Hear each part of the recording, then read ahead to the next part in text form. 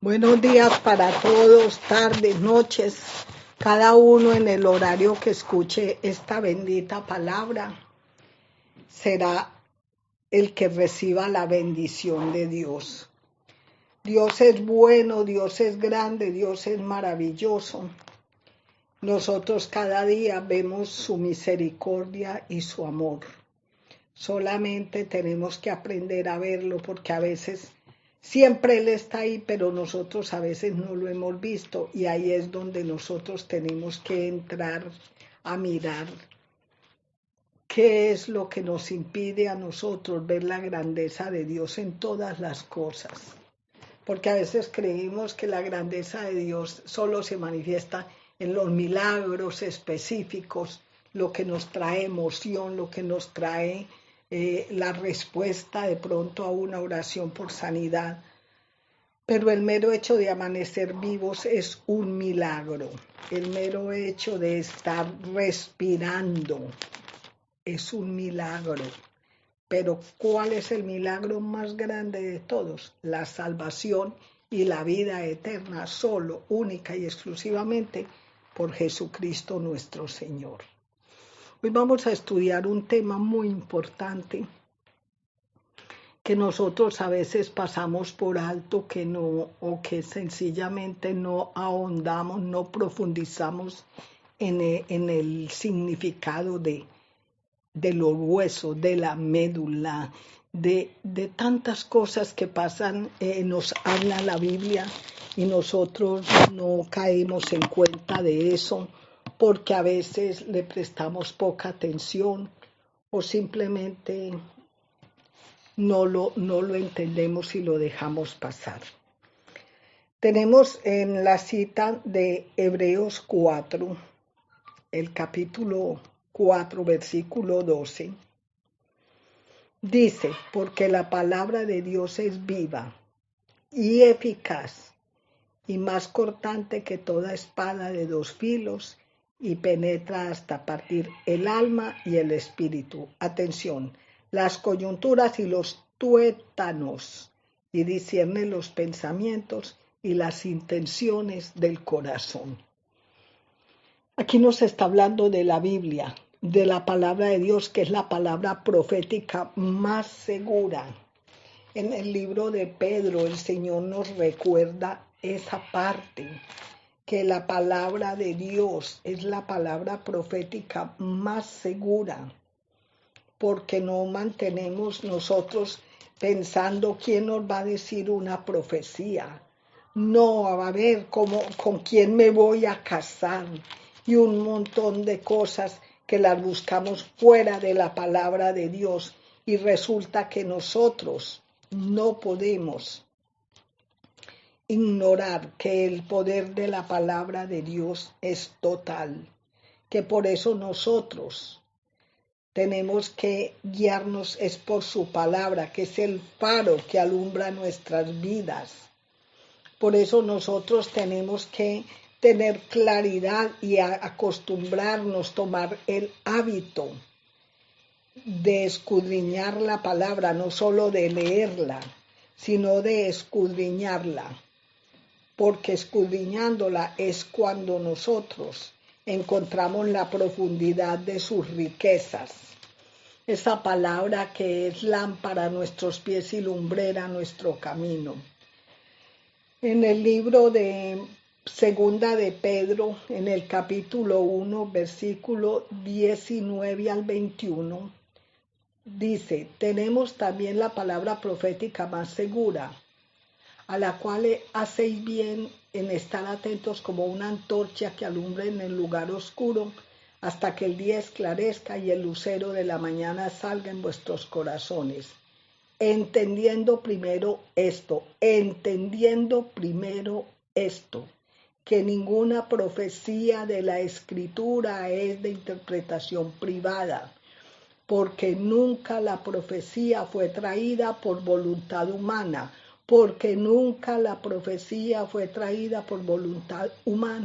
sino que los santos hombres de Dios hablaron siendo inspirados por el Espíritu Santo.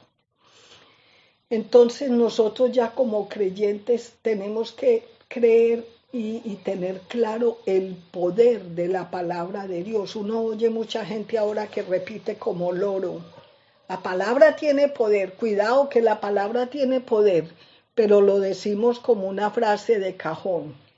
Y es verdad que la palabra tiene poder, todo el poder. Dice en Proverbios que la palabra 18:21 dice que la vida y la muerte están en el poder de la lengua, de la palabra. La vida y la muerte, y el que la ama comerá de sus frutos. Si usted y yo amamos palabras de vida, de paz, de gozo, de amor, de misericordia, de paz, de comprensión, de amor, eso vamos a comer.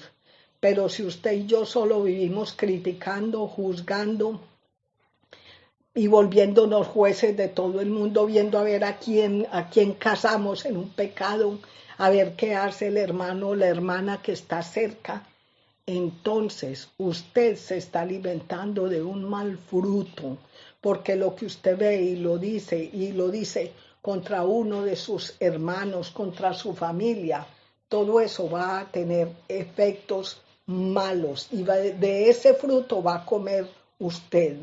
Dice la palabra que el que guarda su lengua, su alma libra de angustias, porque en la lengua está la palabra, y nosotros cuando esa palabra sale de la lengua para afuera es porque eso es lo que hay en el corazón. Por eso tenga mucho cuidado con las charlas, porque esas supuestas charlas reflejan absolutamente la verdad de su corazón. Entonces no lo haga charlando, sea honesto, sea sincero. Cuando tenga que decirle algo a alguien, llámelo y dígaselo a él. Y dígaselo como lo siente en su corazón, no disfrazado de charla, porque eso es hipocresía. Nosotros sí podemos lograr entender el poder de la vida y de la muerte en la palabra, nosotros solo hablaríamos palabra de vida. ¿Y sabe quién es el único que habla palabra de vida? Siempre el Señor. Por eso en la Biblia Él nos lleva a que hablemos su palabra. Él dijo: hágase, y fue hecho. Hágase la luz, fue hecha. Hágase, y fue hecho. Porque Él solo da la orden. Porque cuando nosotros hablamos estamos haciendo un decreto, sea bueno o sea malo. Por eso dice aquí en segunda de Pedro 1, del 19 al 21, voy a volver a repetir esos 3 versículos que son vitales, fundamentales en la vida de nosotros. Tenemos también la palabra profética más segura, a la cual hacéis bien en estar atentos como una antorcha que alumbra el lugar oscuro, hasta que el día esclarezca y el lucero de la mañana, Jesucristo, salga en nuestros corazones. Y me llama muchísimo la atención, entendiendo primero esto. Mucha atención a lo que hay que entender primero, que ninguna profecía de la Escritura es de interpretación privada, porque nunca la profecía fue traída por voluntad humana, sino que los santos hombres de Dios hablaron siendo inspirados por el Espíritu Santo. Entonces hay muchas personas: eso es pura mentira, que la Biblia no es la palabra de Dios, porque es que eso lo escribieron puros hombres, eso es puras mentiras, me lo han dicho a mí, eso es pura mentira, eso es, todo eso lo inventó el hombre y no sé qué. Lo dicen con toda la ignorancia, porque por fe nosotros estamos convencidos, porque lo dice la Escritura, que la palabra de Dios no solo es viva y eficaz y verdadera, sino que dice que toda la Escritura es inspirada por Dios. Es cierto, aquí vemos a Timoteo, a Pedro, a Lucas, a Juan, a Mateo, a Filemón, a Santiago, pero dice: los santos hombres de Dios fueron inspirados por el Espíritu Santo. Qué cosa tan grande. Esto no lo creemos, pero viene alguna persona de por allá, de algún lado lejano, a que trae supuestamente profecía y eso la gente le hace filas. Ay, para que me profetice a ver qué va a pasar. La persona que tiene esa actitud y se acerca donde cualquiera para que le diga una profecía, es como el que va donde el orinero, como el que va donde el brujo, como el que va a que le lean el tarot, porque en su corazón no hay más que intención de oír, tiene comezón de oír, tiene una inseguridad en su vida que todavía no sabe quién es, de dónde viene ni para dónde va. Para que usted y yo sepamos quiénes somos, de dónde venimos y para dónde vamos, el manual donde nosotros podemos consultar eso no es el tarot, es la Biblia, que es la palabra de Dios.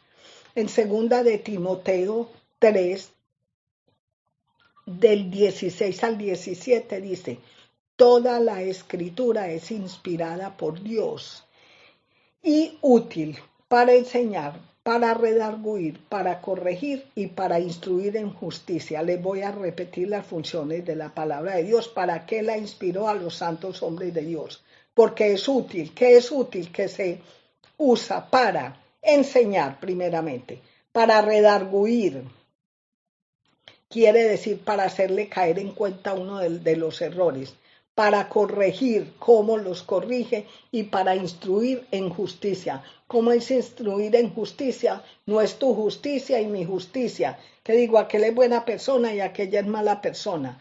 Es en la justicia de Cristo Jesús, lo que Él ganó para nosotros en la cruz del Calvario, que nos declaró inocentes, porque Él dio su vida por nosotros.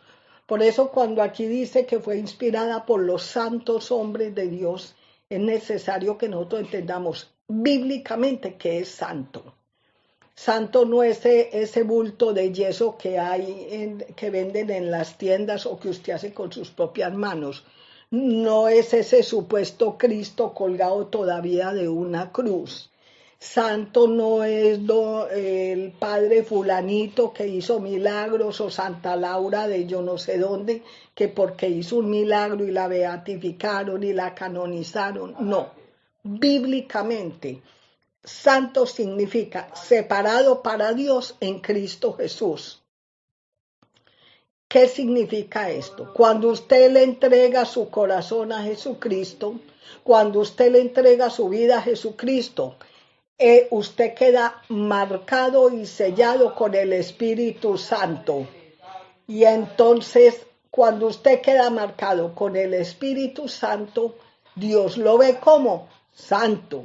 Santo, porque lo marcó con el Espíritu Santo, porque usted aceptó el sacrificio de Cristo en la cruz del Calvario, para entonces venir a ser llamado santo, no por sus propios medios, sino porque usted así lo creyó.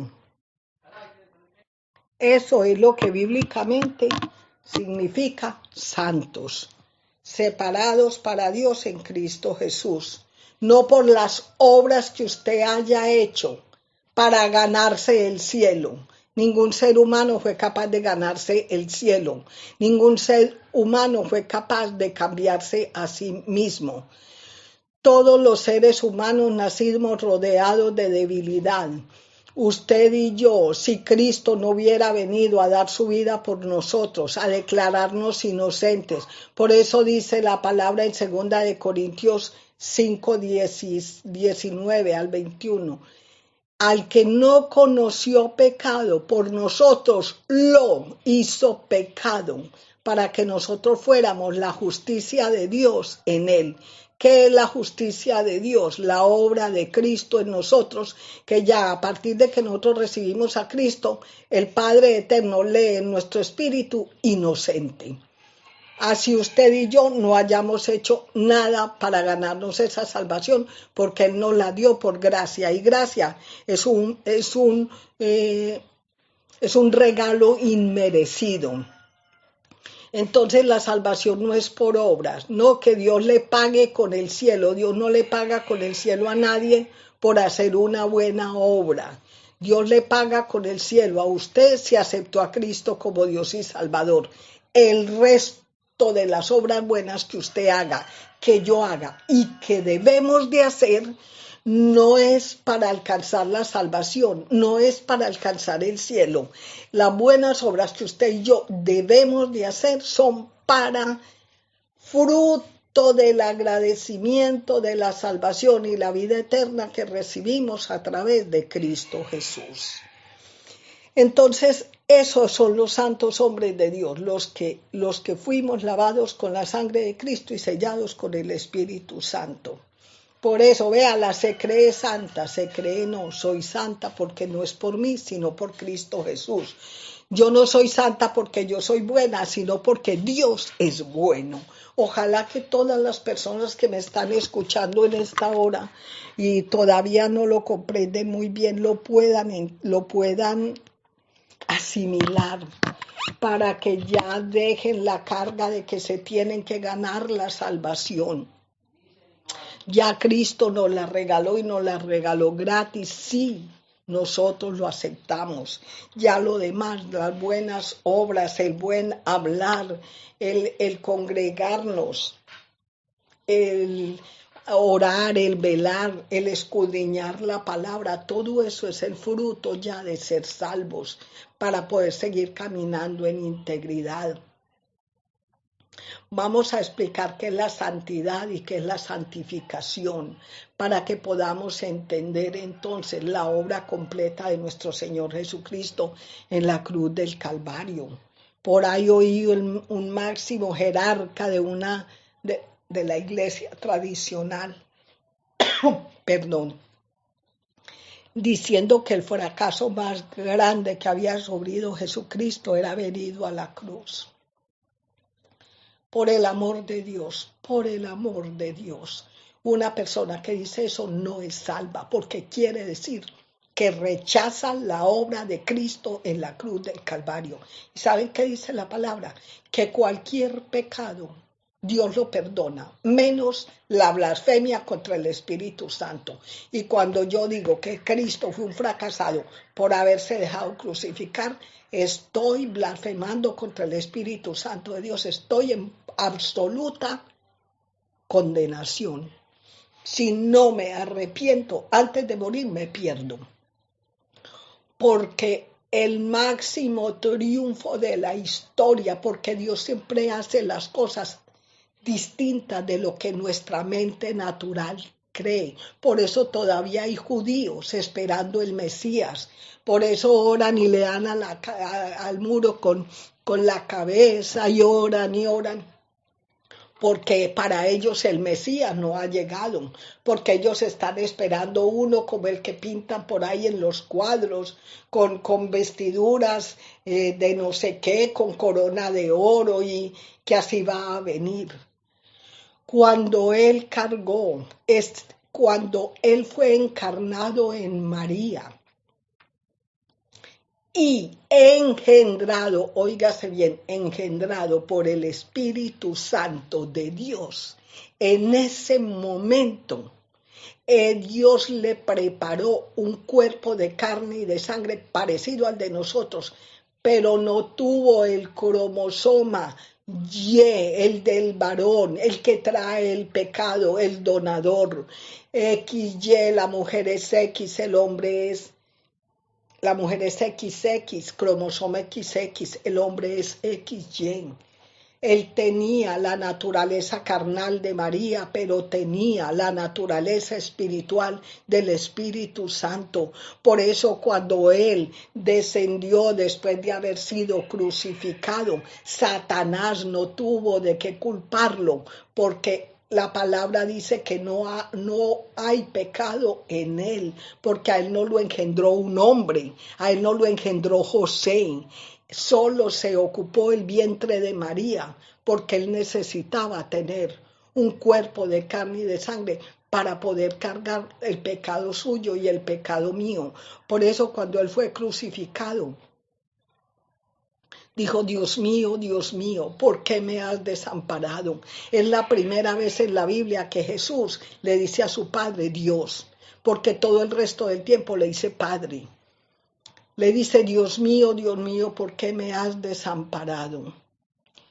Y entonces dice uno, ¿cómo así esto? ¿Cómo pasó? Y un hombre me dijo un día, si Dios abandonó el hijo de él, ¿por qué no puedo yo abandonar el mío? ¿Cómo le parece a usted la torpeza de la ignorancia? Cuando el Señor Jesucristo dijo, Dios mío, ¿por qué me has desamparado? Es porque en ese momento todo el pecado de la humanidad iba a caer sobre ese cuerpo de carne y de sangre que había en esa cruz. Pero el Espíritu Santo no se contamina con el pecado. Lo primero, entonces, en ese momento, en la parte espiritual, el Espíritu se apartó de ese cuerpo, porque Dios es Espíritu. Se apartó de ese cuerpo de carne y de sangre para no contaminarse con esa carga de pecado que iba a caer sobre ese cuerpo, sobre esa obra redentora en la cruz del Calvario. Entonces no fue que lo abandonó físicamente, no fue que lo dejó tirado, se apartó en ese momento la naturaleza divina para no contaminarse con los pecados de nosotros. Por eso dice la palabra que Él llevó todas nuestras maldiciones, nuestros pecados, nuestros dolores, nuestras angustias a la cruz del Calvario. Porque Él se hizo pobre para que en su pobreza nosotros fuésemos enriquecidos. Tenemos que escudriñar la palabra, tenemos que asistir donde nos la expliquen. Estamos viviendo un evangelio muy barato, muy emocional. Hablan de dinero y los amén y los gloria a Dios y los aleluya. Son de gran magnitud. Pero cuando es una palabra que invita al cambio interior, que invita a morir al yo, que invita a creer esta verdad tan profunda, los amén y los gloria a Dios y los aleluya desaparecen, porque nos gustan mucho los emocionalismos, nos gusta mucho que nos consientan los sentimientos y las emociones, porque eso fue lo que Satanás se empeñó en destruir en nosotros desde niños. Pero ahora con Cristo resucitado, todos fuimos resucitados con Él, los que, vuelvo y les repito, los que lo aceptamos como único Dios y suficiente Salvador. Por eso no es cierto que todos somos hijos de Dios. En Juan 1, del 11 al 13, está en el Evangelio de Juan 1 del 11 al 13, están los requisitos para ser hijo de Dios. Dice, a lo suyo vino, Juan 11, a lo suyo vino, ¿a qué es lo suyo? A cumplir la misión de redimirnos. Él no vino a casarse con María Magdalena, a tener hijos físicos, ni a conseguir novia. A lo suyo que vino fue a lo que lo mandó el Padre Eterno, que fue a redimirnos a través de su cuerpo y de su sangre. A lo suyo vino y los suyos no le recibieron. Mucha atención. Mas a los que le recibieron, a los que creen en su nombre, les dio potestad, poder o autoridad de ser hechos hijos de Dios. Atención, los cuales no son engendrados de sangre, ni de voluntad de carne, ni de voluntad de varón, sino de Dios. Entonces aquí hay dos palabras fundamentales. Mas a todos los que le recibieron y a los que creen en su nombre. Eso es lo que nos hace hijos de Dios, no criaturas de Dios. Todos somos criaturas de Dios, hechos a imagen y semejanza de Dios. Pero para poder ser hijos de Dios tenemos que aceptar la paternidad de Jesucristo. Y es creyendo en Él y recibiéndole. ¿Para qué? Para que entonces de una vez quedemos sellados con el Espíritu Santo, que dice en el libro de Efesios que son las arras de nuestra salvación. ¿Qué son las arras? La garantía.